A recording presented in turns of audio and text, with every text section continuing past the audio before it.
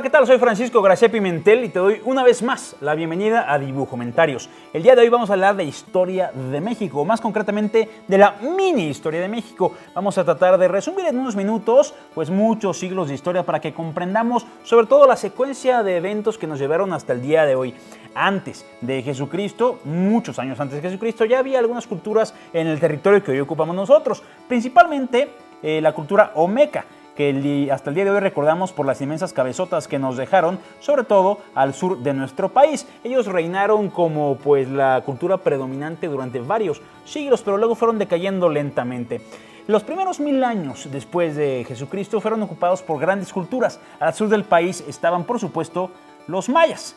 Los mayas fueron una cultura muy avanzada y muy rica que también dominó toda esta parte y casi todo Sudamérica durante muchos siglos y que luego también encontraron una grave decadencia debido a varios factores. También en estas épocas, ya un poquito más pegados al año 1000, entre los siglos 8 y 9, pues encontramos a los teotihuacanos, que vivían, pues adivinaste, en Teotihuacán. Mucha gente cree que la pirámide del Sol y de la Luna, Teotihuacán, fueron construidos por los aztecas. Eso no es cierto, fueron construidos por los teotihuacanos. Cuando los aztecas llegaron a estos lugares, los teotihuacanos hace mucho que se habían ido y de hecho la gran inmensa ciudad de Teotihuacán estaba totalmente abandonada. Los aztecas aparecieron pues para empezar a dominar desde el centro de México casi todo el país y lograron pues dominar con gran fuerza militar y también con mucho poderío económico, pues a diversas culturas que se reunían en torno a esta inmensa zona. Los aztecas tuvieron su época principal más o menos del año 1300 al año 1500. Aquí estamos hablando de los aztecas. En estos años lograron, pues, insisto, generar una gran riqueza y un dominio casi absoluto sobre todas las culturas, que eran cientos de ellas que vivían en torno a sus dominios. Es por eso que en torno al año 1500, insisto, son números muy redondos, pero en torno al año 1500 que llega Hernán Cortés, que los reyes españoles envían pues a Hernán Cortés para conquistar a México, toda esta gran cantidad de indígenas que estaban dominados por las aztecas se unieron para pelear junto con los españoles para derrotar a los aztecas, de manera que no fue una guerra de españoles contra aztecas, sino de españoles, algunos cientos de españoles y otros miles de indígenas de varias culturas en contra de los aztecas que los tenían dominados. Y es por eso que para la mayoría de las culturas mesoamericanas los españoles resultaron libertadores realmente. Finalmente se establecieron aquí, pues sabemos bien, durante 300 años, que dura la época conocida como virreinato o colonia. Ahora, el virreinato y la colonia son cosas diferentes.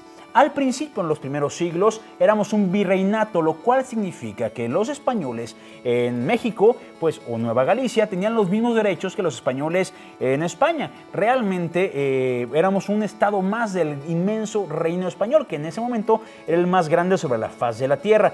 Y los indios realmente eran bien tratados en general, puesto que los reyes de España eran católicos y consideraban a los indios como sujetos de salvación. En general, claro que había castas y diferencias, y no digo que fuera todo bueno, pero realmente se veía pues una relativa paz social entre españoles e indígenas. Todo cambió cuando en España llegó a reinar la Casa de Borbón, una casa de origen francés que cambió las reglas por completo.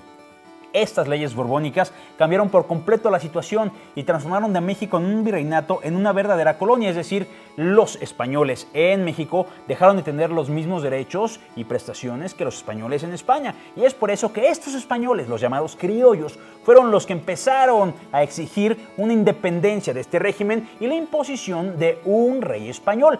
Cuando la independencia empieza al filo del año 1800, lo que estaban pidiendo los que iniciaron la guerra era que un rey español volviera a tomar el trono de México, que eran una monarquía gobernados por esta casa que antes los había tratado tan bien. Sin embargo, pues en la lucha social y en la guerra, pues fueron cambiando las cosas hasta que en 1821 Agustín Iturbide por fin firma el Acta de Independencia y México nace. México nace, existe a partir de 1821. Antes no éramos un país como tal. Los siguientes 100 años, el famoso siglo XIX, fue en verdad un siglo muy complicado, en donde hubo muchos cambios de presidentes. De hecho, volvimos a ser un imperio bajo la regla de Maximiliano, luego llegó Benito Juárez y finalmente llegó, por supuesto, Porfirio Díaz, que durante 30 años aproximadamente logró dar una estabilidad económica, social y política a México, pero que finalmente también pues, tuvo que llegar a su final con la guerra de la Revolución al filo del año 1900. En estos años, Francisco I. Madero y otros políticos empezaron a presionar para que hubiera un cambio de gobierno y mayor representatividad, el famoso pues, sufragio efectivo, no reelección.